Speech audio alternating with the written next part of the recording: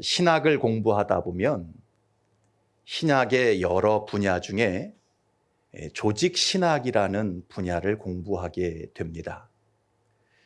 이 조직신학이라는 것은 교회를 조직하고 공동체를 조직하는 그런 신학이 아니라 기독교가 믿는 그리스도인들이 믿는 이 믿음의 여러 가지 주제들을 체계적으로 설명하고 개통적으로 논술하는 신학의 분야가 바로 조직신학입니다.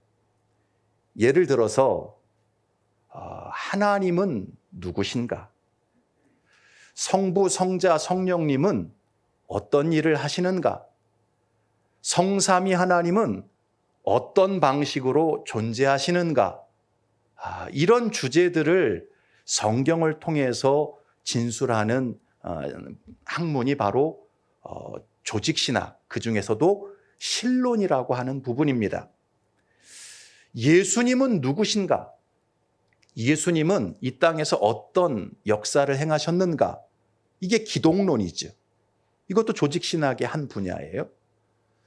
인간은 어떤 존재고, 어떻게 타락했고, 어떻게 구원받고, 어떻게 하나님 나라에 이르게 되는가? 이 부분은 인간론이라고 하기도 하고 구원론이라고 하기도 합니다. 교회는 무엇인가? 교회론이라고 하지요. 종말에는 어떤 일이 있고 어떻게 종말이 오는가? 이걸 종말론이라고 합니다. 그러면 성령론은 뭐겠습니까? 성령님은 누구시고 성령님은 어떤 분이신가? 이것을 체계적으로 진술한 신학, 이게 바로 성령론이요 조직신학에서 가르치는 분야입니다. 자, 그래서 이 조직신학을 다른 말로 도그마틱스라고 부르기도 합니다. 그래서 여러분, 우리가 믿는 믿음의 체계, 믿음의 뼈대를 교리라고 하는데 이 교리가 다 조직신학으로부터 나오는 것입니다. 자, 그런데요, 이 조직신학에서 가르치는 이 믿음의 체계, 믿음의 뼈대, 이런 것들이 교단마다, 교파마다 조금씩 상이합니다. 신론에 대한 부분, 기독론에 대한 부분, 인간론에 대한 부분, 구원론에 대한 부분들이 조금씩 차이가 있어요. 그러나 그게 크게 차이가 나지는 않습니다.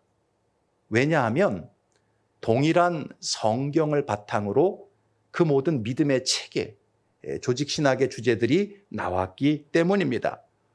그렇잖아요. 텍스트가 같은데 같은 내용을 보고 믿음의 체계를 진술해 놨으니 그게 별반 크게 다를 일이 없지요.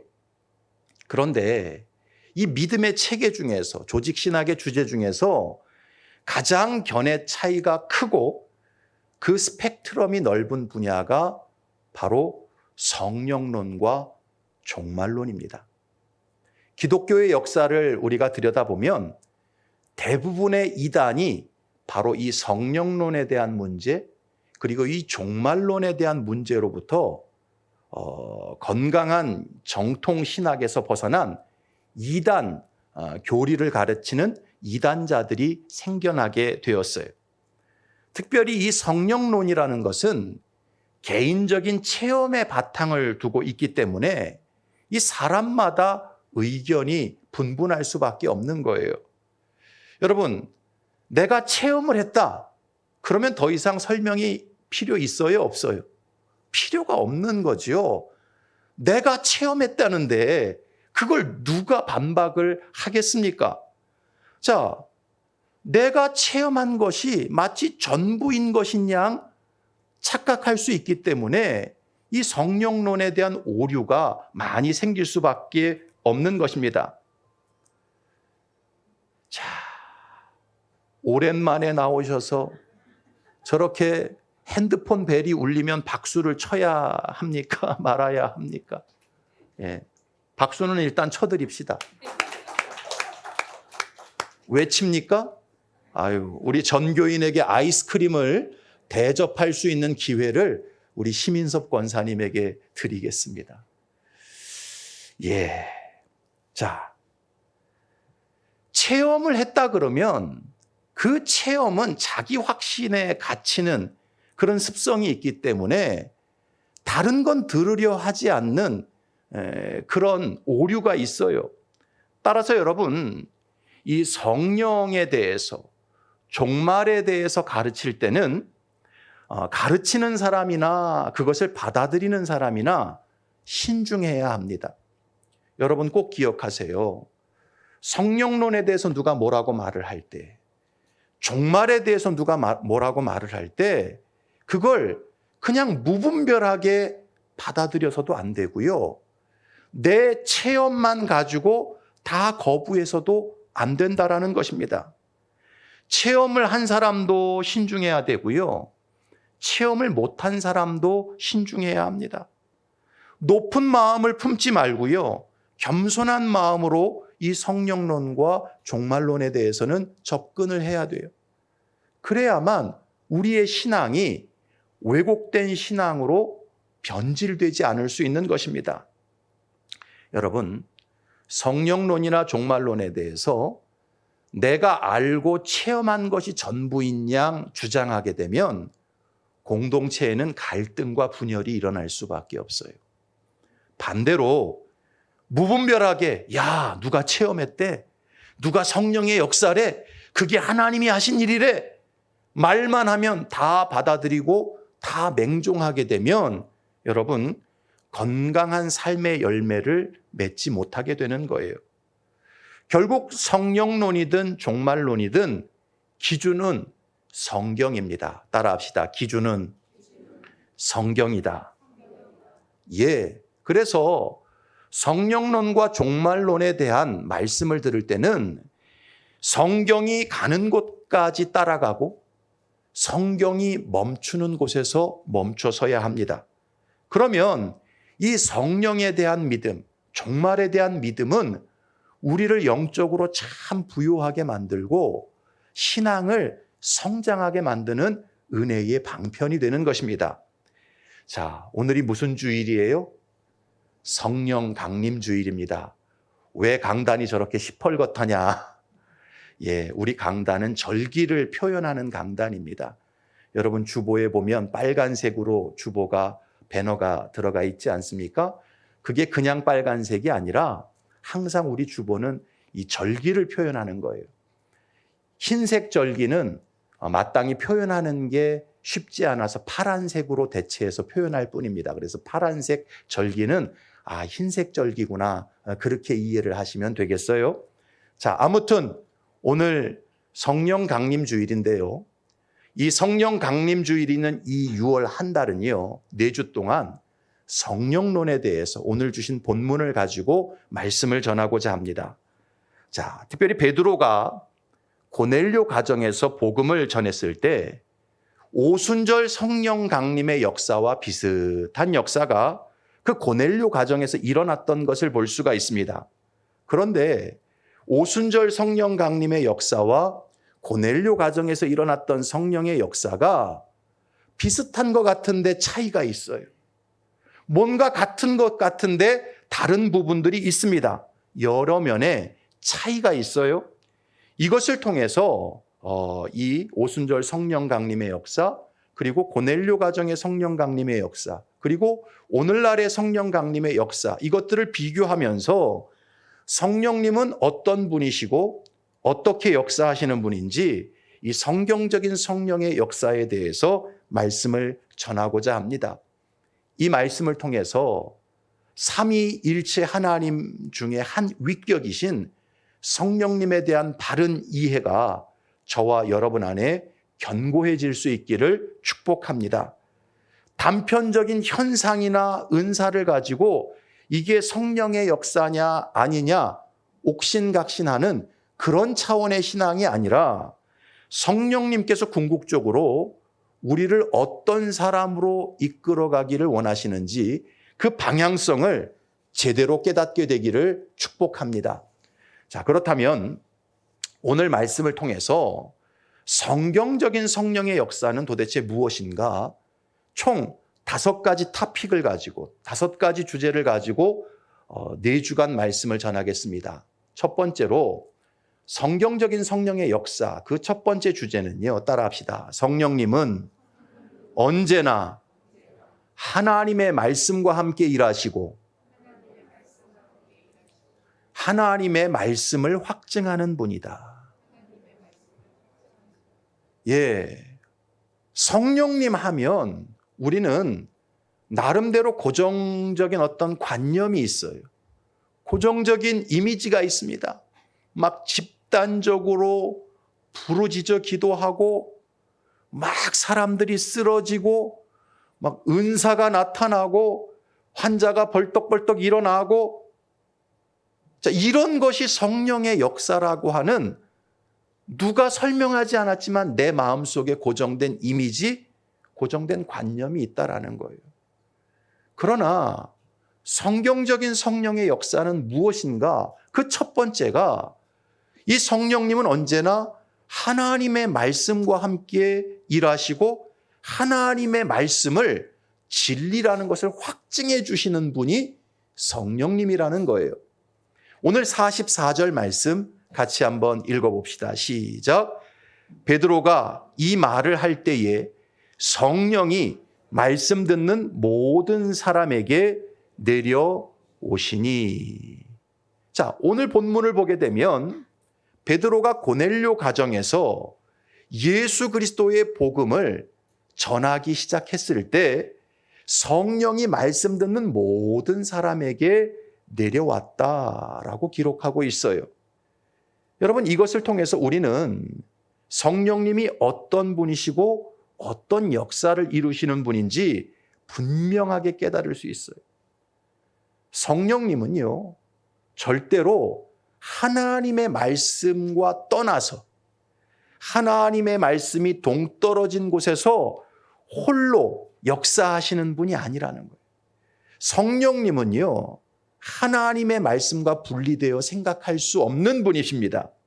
자, 성령님은 언제나 하나님의 말씀이 선포되는 가운데 임하시고 하나님의 말씀이 선포되는 자리에서 역사하시는 분이십니다. 그 이유가 있어요. 그것은 이 성령님은 진리의 영이시기 때문에 그렇습니다. 여러분, 공생의 기간 예수님께서 말씀하신 내용들을 기록한 것이 사복음서 아닙니까? 특별히 요한복음에서 보면 예수님은 이 성령님을 표현하실 때 항상 진리의 영이시다라고 말씀을 하셨어요. 요한복음 14장 17절 같이 한번 읽어봅시다. 시작. 저는 진리의 영이라. 세상은 능히 저를 받지 못하나니 이는 저를 보지도 못하고 알지도 못함이라. 그러나 너희는 저를 아나니 저는 너희와 함께 거하심이요 또 너희 속에 계시겠음이라. 저는, 성령님은 바로 진리의 영이시다. 주님께서 그렇게 말씀하십니다. 요한복음 16장 13절 말씀 같이 읽어봅시다. 시작. 그러나 진리의 성령이 오시면 그가 너희를 모든 진리 가운데로 인도하시리니. 성령님이 하시는 일은요, 쓰러뜨리는 일을 하시는 게 아니에요. 성령님이 하시는 가장 근본적인 사역은 우리를 진리로 인도하시는 진리의 영이십니다. 요한복음 17장 17절 같이 한번 읽어봅시다. 시작. 그들을 진리로 거룩하게 하옵소서. 아버지의 말씀은 진리니이다. 성령님은 거룩한 영이신데 진리로 우리를 거룩하게 하시는 분이신 것입니다. 성령님은 결코 진리이신 하나님의 말씀과 분리되어 동떨어진 채로 사역하시는 분이 아니십니다. 바늘 가는데 실 따라가듯이 하나님의 말씀이 가는 곳에 성령님은 언제나 함께 하시고 그 말씀의 현장 속에서 역사하시는 분이십니다.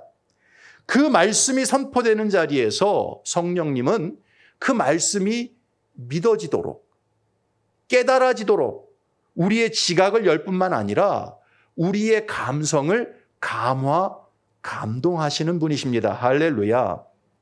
왜냐하면 거기에는 이유가 있어요. 진리이신 하나님의 말씀만이 결국 죄로 더러워진 인간을 구원하게 되고 우리를 정결하게 만들고 구원으로 이끌어가기 때문에 그렇습니다.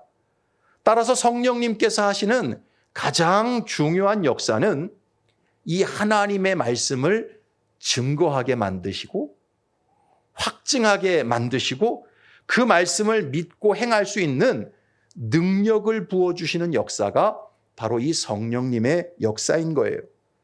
그래서 여러분 사도행전의 역사를 우리가 쭉 보면 이 사도행전의 역사는 다른 말로 성령의 역사다라고 표현을 하지 않습니까? 그런데 성령님은 언제나 하나님의 말씀이 선포되는 현장 속에 임재하셨던 것을 우리가 알 수 있어요. 사도행전 1장을 보게 되면 예수님께서 승천하시기 전에 제자들에게 약속하시지 않습니까? 말씀으로 약속하십니다. 약속한 것을 기다리라. 요한은 물로 세례를 베풀었지만 너희는 몇 날이 못 되어 성령으로 세례를 받게 될 것이다. 주님이 그 약속의 말씀을 주십니다. 그 약속의 말씀을 붙잡고 120명의 성도들이 마가 다락방에서 기도했을 때 성령이 역사하시고 성령이 강림하시고 이 지상의 교회에 성령님께서 돌입해 들어오시는 역사가 일어나지요. 사도행전 2장을 보게 되면 베드로가 그 성령 강림의 역사로 인해서 예루살렘 안에 소동이 벌어졌을 때 요엘서의 말씀과 다윗이 기록한 시편의 말씀을 근거로 해서 예수 그리스도의 복음을 선포합니다. 그랬을 때 그 선포의 현장 가운데 성령님이 일하시면서 3,000명이 넘는 사람들이 회개하고 주께로 돌아오는 역사가 나타나지요. 사도행전 3장으로 가게 되면 성전 미문에서 평생을 구걸했던 안진뱅이를 일으키는 역사가 나타납니다. 그 역사를 일으키신 성령님께서 왜 일으키셨느냐? 그 역사를 통해 예수 그리스도의 복음을 증거하고 예수님만이 구원자요 하나님의 아들이심을 나타내기 위해서 성령님께서 그 말씀을 증거하는 도구로서 미문에 앉아 있었던 안진뱅이를 일으키시는 역사를 행하신 것입니다. 자, 이런 초대교회의 상황을 사도행전 6장 7절은 뭐라고 기록합니까? 같이 한번 읽어봅시다. 시작. 하나님의 말씀이 점점 왕성하여 예루살렘에 있는 제자의 수가 더 심히 많아지고 허다한 제사장의 무리는 이 도에 복종하니라. 하나님의 말씀이 성령의 역사로 말미암아 점점 왕성해지면서 수많은 제자들이 태어나게 되고 허다한 제사장들도 그 말씀에 복종하는 역사가 일어났다. 이렇게 기록하고 있어요. 이처럼 여러분, 성령님께서는 다른 곳에서 자신을 나타내시지 않습니다. 언제나 하나님의 말씀이 선포되어지고 진리가 계시되는 장소에 성령님은 자신을 나타내세요. 거기에는 이유가 있어요. 여러분, 이 세상은 한마디로 전쟁터에 비유할 수 있습니다. 어떤 전쟁터인 줄 아세요? 옛뱀 마귀가 불어넣는 거짓과 하나님의 말씀인 이 진리가 싸우는 전쟁터가 바로 이 세상이에요. 여러분, 이 세상에는요, 얼마나 많은 거짓들이 사람들의 마음을 미혹하고 그 일평생 거짓에 사로잡혀 살다가 결국은 영원한 멸망에 떨어지게 만드는 일들이 벌어지는지 몰라요. 이 배후에 누가 역사해요? 처음부터 살인한 자요, 거짓의 아비인 마귀가 온통 이 세상 속에서 역사하고 있는 것입니다. 그래서 여러분, 세상 사람들은요, 주로 어떤 인식, 어떤 생각을 가지고 이 땅을 사는 줄 아십니까? 야, 돈 벌어야 돼. 누가 뭐래도 돈이 최고야. 이 말을 늘 하고 살지는 않아요. 그런데 항상 마음속에 이 생각이 딱 새겨져서 인생을 살아가지요. 야, 인생의 주인은 너야. 네가 하고 싶은 대로 하고 살아야지. 뭔 남 눈치를 봐. 이런 의식을 가지고 살아갑니다. 야, 보이는 게 전부지 안 보이는 걸 어떻게 믿고 사냐? 눈에 보이는 게 전부지 안 보이는 걸 어떻게 믿어? 그런 생각을 가지고 살아가요. 야, 지금 좋은 게 좋은 거지 나중에 어떻게 될 줄 알아? 나중에 어떤 일이 벌어질 줄 알고 지금 좋은 걸 놓치고 사냐? 여러분, 제가 지금 한 이 말들을 세상 사람들은 날마다 이렇게 입으로 외치고 살지는 않아요. 하지만 그것이 그 중심 가운데 새겨져서 인생을 살아갑니다. 물질주의, 인본주의, 현상주의, 현세주의, 쾌락주의. 자, 이런 것들이 온통 세상 속에 불어넣은 마귀의 거짓말이지요. 자, 이런 거짓말을 진리처럼 믿고 살아가다가 결국 일평생 사람들은 하나님을 등지고 죄만 짓고 인생을 살아갑니다. 여러분, 그렇게 산 인생의 결과는 뭐예요? 결국 이 땅에서도 죽고 영원한 지옥 형벌에 떨어지는 가장 비참한 신세가 되고 마는 것입니다. 여러분, 이런 인간의 그 속아서 살아가는 모습, 마귀에게 사기당해서 살아가는 이런 현실을 하나님께서 불쌍히 여기시고 인간들을 구원하시기 위해서 끊임없이 진리의 말씀을 이 세상에 보내셨어요. 모세를 통해서 율법을 주셨고 선지자를 통해서 구원의 약속을 계속해서 말씀해 주십니다. 그리고 때가 찬 시간에 말씀이 육신이 되어 예수 그리스도께서 이 땅에 오시게 되지요. 예수님이 분명히 말씀하셨지요. 나는 곧 길이요 진리요 생명이니 나로 말미암지 않고는 아버지께로 올 자가 없느니라. 영원한 생명과 구원을 받을 자가 없느니라 말씀하셨어요. 여러분, 이 진리의 말씀을 믿고 붙잡으면 구원을 받고 생명을 얻고 그 삶이 거룩해져 갑니다. 영원한 하나님 나라에 들어가게 돼요. 자, 그래서 성령님은요, 하나님의 말씀이 선포되고 진리가 계시되는 그 구원의 현장에 언제나 임재하시는 거예요. 거기서 그 말씀이 빈말이 아니라 헛된 말이 아니라 사실인 것을 증명하시고 그 마음을 뜨겁게 하시고 감동케 하여 주셔서 말씀을 붙잡게 만들고 말씀을 따라 살아가도록 성령님이 효과적으로 역사하시는 것입니다. 그러므로 성령의 역사는 진리의 역사요, 구원의 역사입니다. 여러분, 성령의 역사는 단순히 와, 대단한 기적이 나타났네? 대단한 능력이 나타났네? 사람들의 호기심을 자극하고 사람들에게 어떤 놀라움을 주고자 하는 것이 성령의 역사가 아니에요. 따라합시다. 성령의 역사는 진리의 역사요, 구원의 역사다. 성령은요, 거짓으로 가득한 이 세상, 마귀가 온통 사람들 마음에 뿌려놓은 비진리, 그것을 깨트리고 하나님 말씀에 구원이 있고 하나님 말씀에 생명이 있고 하나님 말씀에 영생이 있다라는 것을 아주 효과적으로 우리에게 깨닫게 하시고 믿게 하시는 역사가 이 성령의 역사인 거예요. 자, 그렇다면 여러분, 이 성령의 역사가 가장 강력하게 나타나는 현장은 어떤 현장일까요? 어디 가면 우리가 성령의 역사를 정말 능력 있게 마주할 수 있을까요? 세 가지 현장입니다. 첫 번째는요, 따라합시다. 전도의 현장이다. 여러분, 성령님께서는 예수 그리스도께서 하나님의 아들이시고 만유의 주제이시고 만유의 심판자이시고 구원자이심을 선포하는 현장 속에서 강력하게 임재하십니다. 여러분, 전도는요, 원래 선포예요. 따라합시다. 전도는 선포다. 우리는 전도를 구슬리는 것으로 알아요. 예? 야, 예수 믿어봐. 예수 믿으면 좋아. 한번 믿어줘. 그건 전도가 아니에요. 성경에서 말하는 전도는 캐리그마, 선포하다라는 뜻입니다.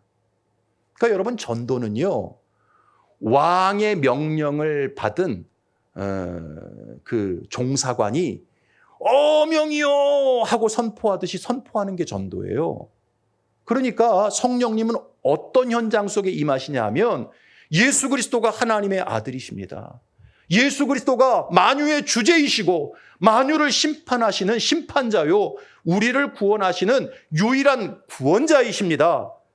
이것을 선포하는 현장 속에 성령님이 임하십니다. 할렐루야. 예수 그리스도를 통해서 진정한 평화가 임하고 마귀의 역사가 떠나가고 죄사함과 구원의 역사가 일어난다는 사실을 우리가 선포할 때 성령님이 그 현장 가운데서 일하시는 것입니다. 오늘 본문이 바로 그것을 보여주고 있어요. 우리가 읽지는 않았지만 사도행전 10장 34절부터 43절까지 보게 되면 베드로가 고넬료 가정에서 예수 그리스도가 누구이신지, 예수 그리스도가 어떤 일을 행하셨는지 그것에 대해서 분명하게 선포합니다. 그랬을 때 그 선포하는 전도의 현장 가운데 성령님이 듣는 모든 사람들에게 내려오셨던 거예요. 여러분, 전도는 영업이 아니에요. 따라합시다. 전도는 영업이 아니다. 여러분, 세상의 기업은 영업을 하잖아요. 그죠? 많은 사람들을 끌어모아서 뭔가 이득을 취하기 위해 영업을 합니다. 그러나 전도는 영업이 아니에요. 전도는 예수 그리스도께서 하나님의 아들이시고 만유의 주제이시고 영원한 심판자요 우리의 구원자이심을 당당하게 선포하는 거예요. 할렐루야. 그렇게 전도의 현장 가운데 나가서 예수 그리스도를 선포할 때 성령님은 우리의 가슴을 뜨겁게 하십니다. 할렐루야. 우리의 믿음을 새롭게 하세요. 사람들이 우리가 말하는 선포를 듣고 교회 나오는 것은 두 번째 문제예요. 내가 전도할 때 내 속에 믿음의 불이 붙습니다. 할렐루야. 그러면서 그 예수 그리스도를 자랑하고 선포하는 영혼 속에 성령의 충만함이 부어지게 되는 것입니다. 성령님을 체험하고 싶으세요? 그렇다면 여러분이 믿는 예수 그리스도, 하나님을 선포하시기 바랍니다. 전도하시기 바래요. 그럴 때 우리는 그 속에서 내 신앙이 불이 붙고 성령이 확실히 계시다는 사실을 깨닫게 될 것입니다.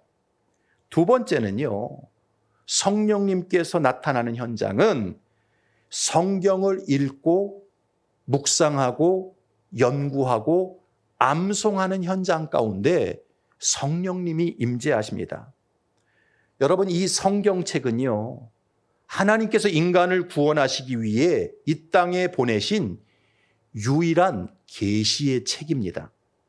따라서 성경을 읽고 묵상하고 연구하고 암송할 때 진리의 영이신 성령님께서 임재하여 주셔서 그 성경이 진리인 것을 빛을 비춰주십니다. 할렐루야.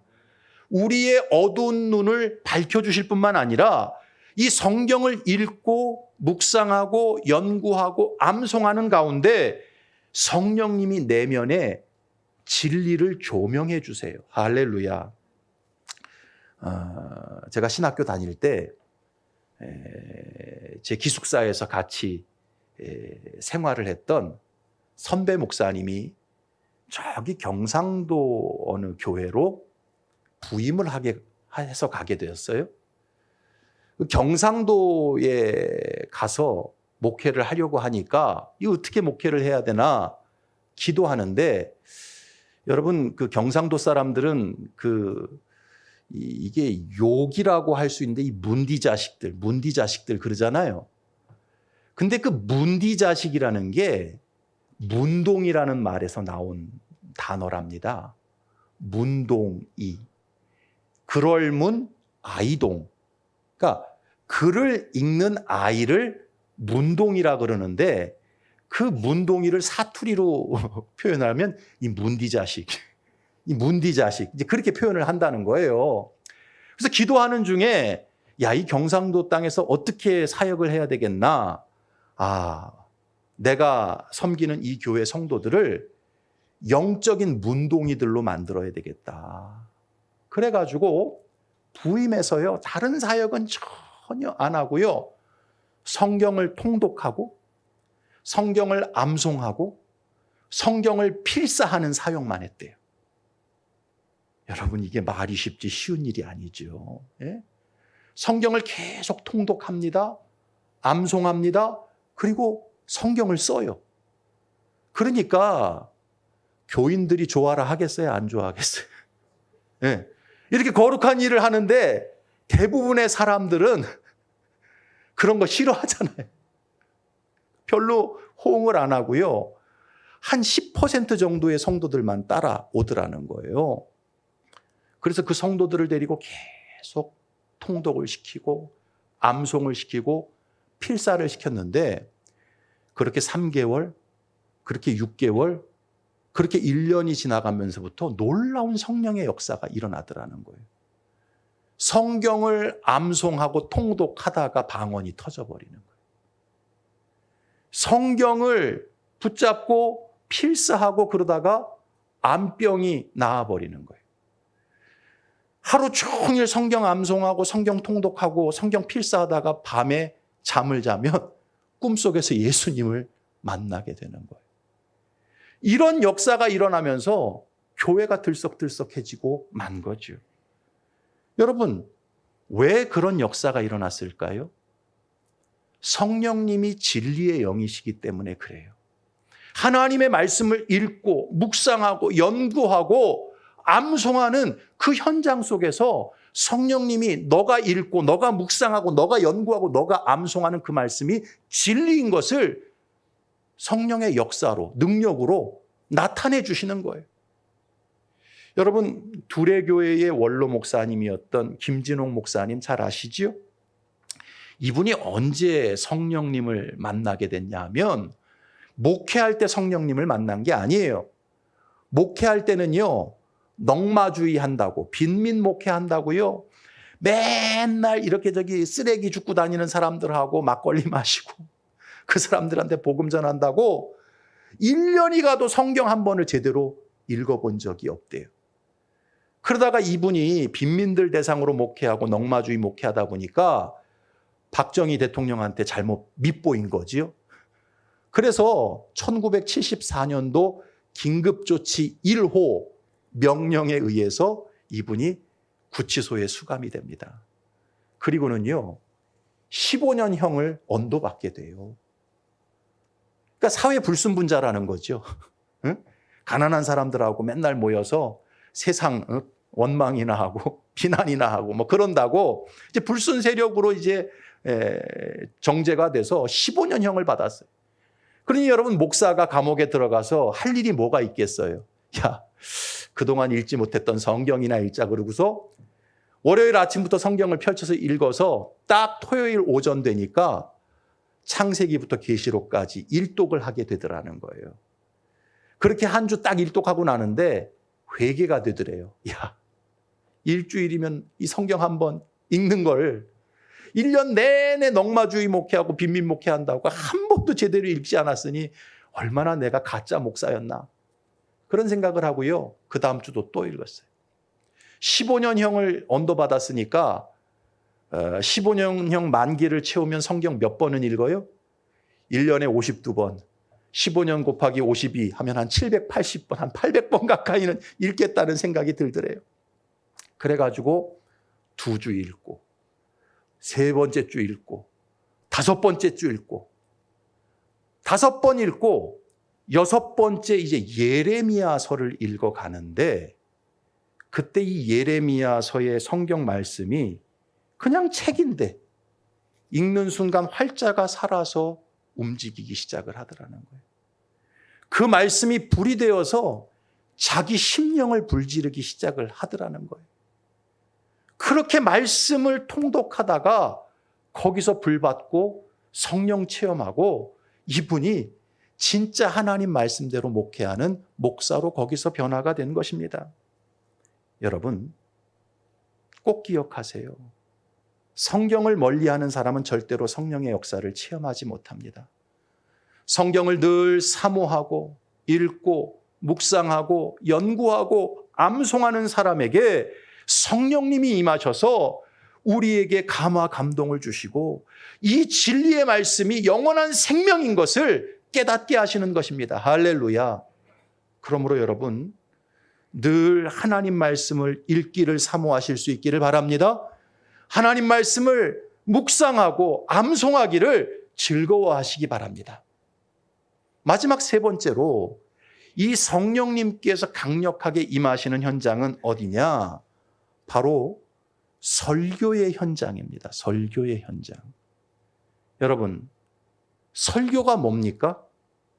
설교는 2000년, 3000년 전에 기록된 하나님의 말씀을 오늘 이 시대를 살아가는 사람들이 알아들을 수 있도록 합당하게 선포하는 것이 바로 설교지요.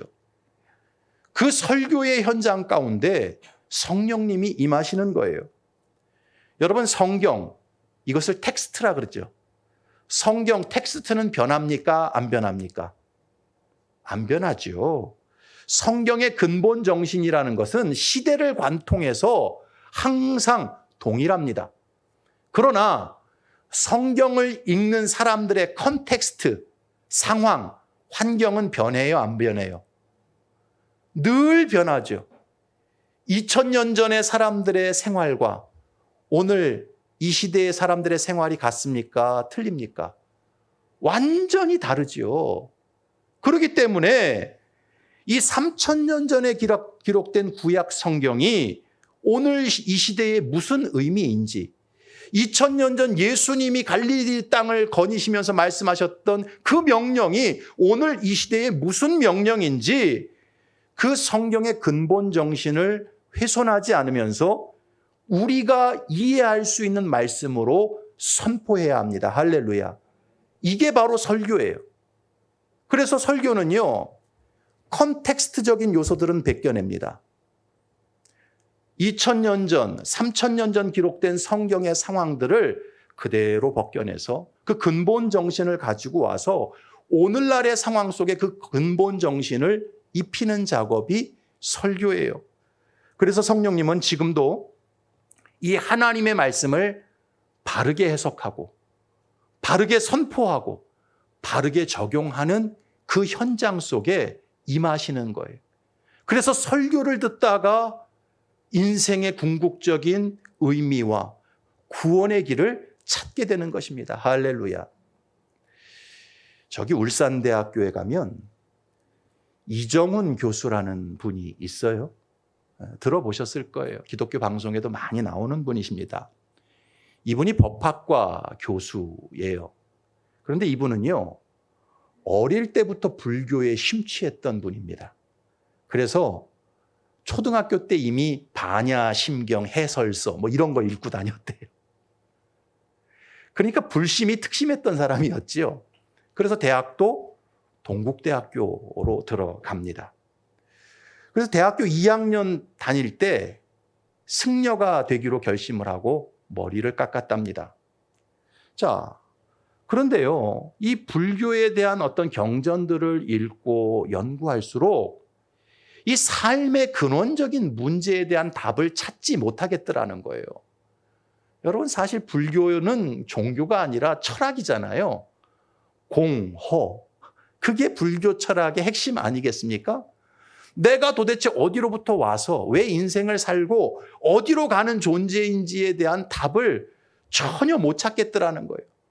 그렇게 고민하다가 그 고민이 어떤 식으로 이렇게 흘러갔냐 하면 이 세상이 참 부조리한 세상이다. 너무너무 부조리한 세상이다라는 것을 이정훈 교수가 당시 고민하게 됩니다. 그러면서 이 부조리한 세상을 어떻게 바꿀 수 있을까? 가진 자가 더 가지고 약자는 더 약해지는 이 부조리한 사회를 어떻게 하면 좀 개혁을 할 수 있을까? 공부하다가 결국 이 세상은 자본주의 때문에 이렇게 부조리해졌고 자본주의 때문에 이렇게 타락하게 되어졌다. 그래서 이 사회를 결국 제대로 된 사회로 만들려면 사회주의 사회로 개혁을 해야 된다. 이제 여기에 마음이 꽂혀버린 거예요. 그래서 이 사명감을 가지고 이 사람이 법 철학을 공부하게 됩니다. 서울대학교 법학대학원에 들어가요.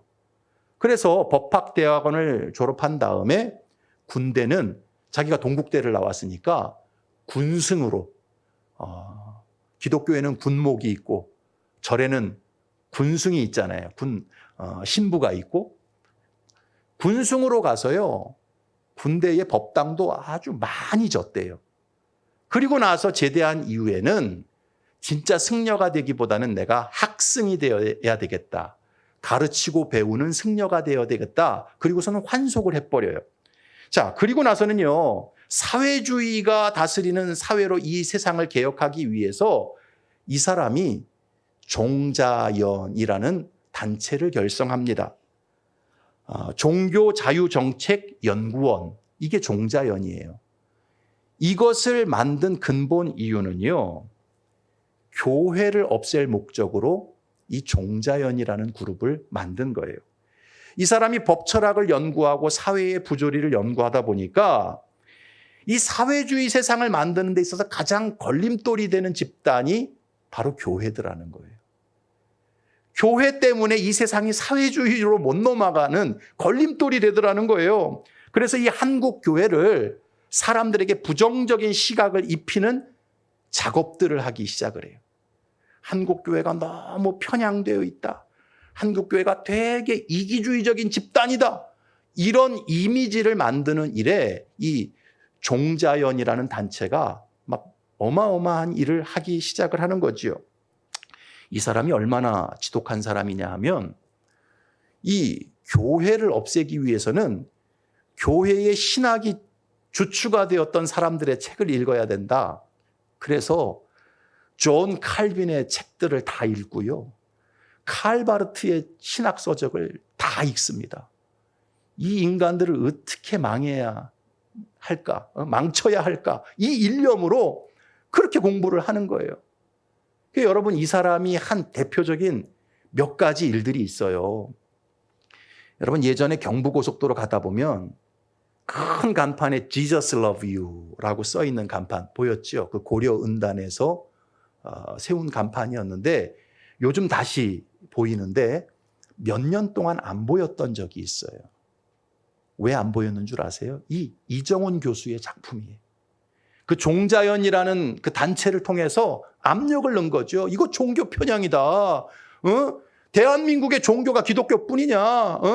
밤에 고속도로를 달리는데 우리가 지저스 러브 유 봐야 되겠냐? 압력을 행사해가지고 결국 그 압력에 못 이겨서 한동안 그 고려은단 간판이 사라졌었던 거예요. 그리고 이 사람이요, 공립학교 내에 종교활동을 금지시켰어요. 공립학교라 할지라도 거기에는 기독교 믿는 애들 있고 천주교 다니는 애들 있고 뭐 불교 다니는 애들 있으면 뭐 나름대로 자기들 활동할 수 있잖아요. 기독교 없애려고 종교활동 금지를 시켜버린 거예요. 또 공무원의 종교적 중립 강화, 이게요 회사마다 신우회 있잖아요.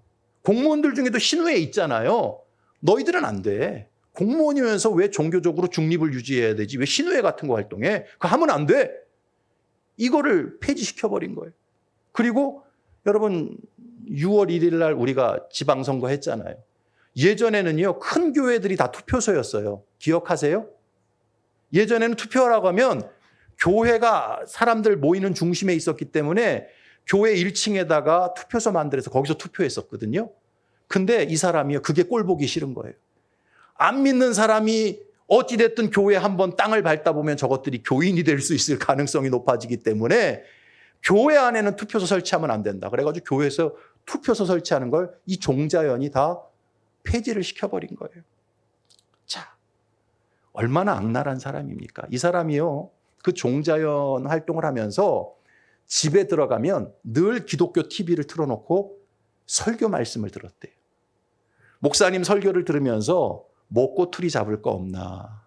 어떻게 하면 저 인간들을 세상에서 왕따를 시키나? 그 목적을 가지고 집에 들어가면 항상 기독교 TV 방송을 틀어놓고 설교를 들었다는 거예요. 그렇게 한참 설교를 듣던 2007년 어느 날 어떤 목사님이 기독교 방송에서 설교를 하고 있더래요. 그런데 이 목사님이 그 설교 중에 주여 저는 죄인입니다. 주여 저는 죄인입니다. 그러면서 설교를 하더래요. 그 소리를 듣는 순간 이 이정훈 교수가 웃기고 앉았네. 니나 똑바로 하고 살아라. 그러면서 빈정거리면서 그 말씀을 받아쳤던 거예요. 그렇게 몇 마디 받아치는데 갑자기 혀가 굳어지기 시작을 하더래요. 말을 못 하겠더래요.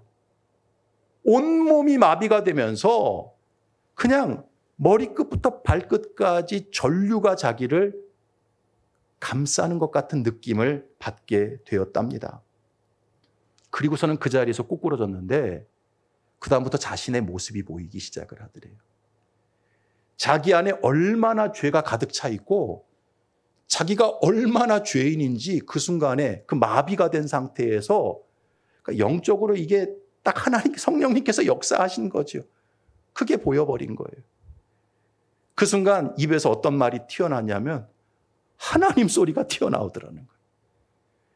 그렇게 하나님 믿는 것들을 증오하고 없애기 위해서 종자연 단체 만들고 그 온갖 악행을 저질렀는데 그 순간 하나님 소리가 나오더라는 거예요.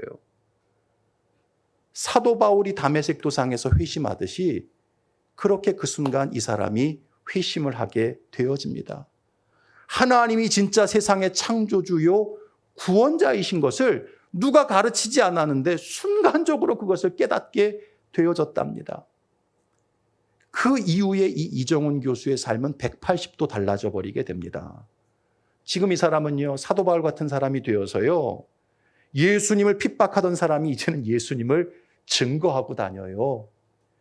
교회에 가서 간증을 합니다. 그리고 이제는 기독교를 법적으로 보호하는 일들을 위해 매진을 합니다. 여러분, 차별금지법 아시죠? 그게요, 들릴 때는 되게 좋은 법 같아요.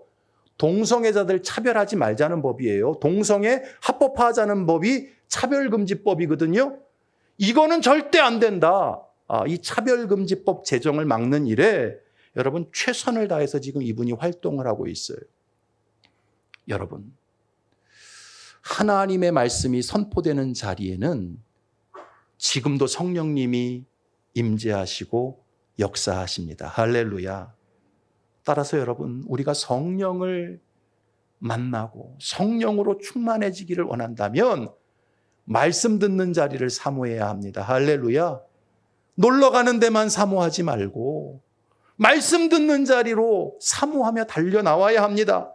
그럴 때 성령의 역사를 체험하게 되고 진리의 사람이 되고 거룩한 사람으로 변화가 되어지는 거예요. 제가 하나 물어봅시다. 낚시꾼 만나려면 어디 가야 돼요? 낚시터 가야죠. 골프 선수 만나려면 어디 가야 돼요? 골프장 가야 됩니다. 그러면 성령님 만나고 성령의 역사를 체험하려면 어디 가야 될까요? 진리의 현장, 말씀의 현장으로 가야 합니다. 할렐루야. 전도의 현장으로 가야 하고 성경의 말씀을 읽고 묵상하고 연구하고 암송하는 자리로 가야 하고요. 설교를 듣는 자리로 나아가야 합니다. 바라기는 저와 여러분들이 일평생 진리의 영이신 성령님이 일하시는 현장으로 기쁘게 달려나가실 수 있기를 바랍니다.